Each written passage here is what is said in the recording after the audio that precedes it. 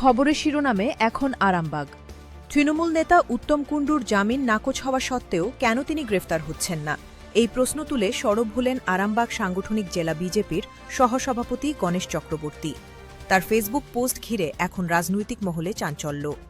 গণেশ চক্রবর্তী প্রশ্ন তুলেছেন, জামিন নাকচ হওয়ার পরেও যদি উত্তম কুণ্ডু বাইরে থাকেন তবে কি কোটি কোটি টাকার খেলা চলছে?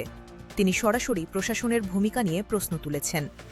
তৃণমূল নেতার প্রসঙ্গ ছাড়িয়ে নিজের দলের কর্মীদের নিরাপত্তা নিয়েও সরব হয়েছেন গণেশ চক্রবর্তী। ফেসবুকে দেওয়া পোস্টে তিনি ক্ষোভের সঙ্গে লিখেছেন, দলের সৎ, সাহসী এবং দীর্ঘদিনের কর্মীরা যেন এক ধরনের পরাধীনতার গ্লানির মধ্যে দিন কাটাচ্ছেন।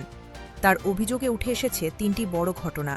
প্রথমত, রামনগরের বর্ষিয়ান নেত্রী পুষ্প প্রধানের জমি দখলের চেষ্টা চলছে।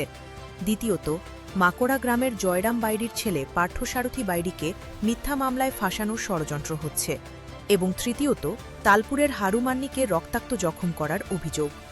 এই সব ঘটনার প্রেক্ষিতে গণেশ চক্রবর্তীর প্রশ্ন, দলের জন্য যারা ত্যাগ স্বীকার করেছেন তাদের নিরাপত্তা কোথায়? আর তাদের বিপদের দিনে পাশে দাঁড়াবেই বা কে? পোস্টে স্পষ্ট বার্তা দেওয়া হয়েছে যে অন্যায় বা মিথ্যা মামলার বিরুদ্ধে নীরব থাকা কোনো সমাধান নয়, বরং এই অভিযোগগুলোর নিরপেক্ষ তদন্ত ও দোষীদের বিরুদ্ধে আইনানুগ ব্যবস্থা নিশ্চিত করার দাবি জানিয়েছেন তিনি। গণেশবাবুর হুঁশিয়ারি, যদি বারবার বিজেপি কর্মীরা অন্যায়ের শিকার হন তবে কি এবার গণতান্ত্রিক ও শান্তিপূর্ণভাবে রাস্তায় নেমে বৃহত্তর আন্দোলনের পথে হাঁটতে হবে?